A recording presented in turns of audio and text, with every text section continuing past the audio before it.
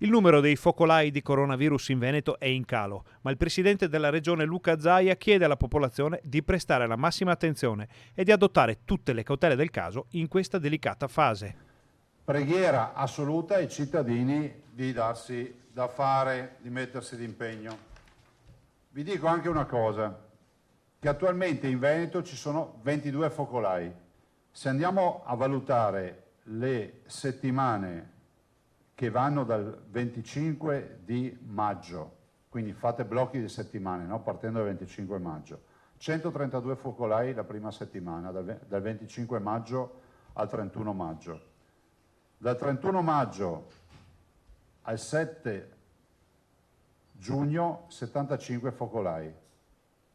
E poi dopo vediamo la tabella, è inutile che stia quelle già date. E poi la settimana successiva 56, e poi quella successiva 35, e poi questa 22. Vedete che siamo passati da 132 focolai a 22, quindi non è vero comunque che sono aumentati i focolai.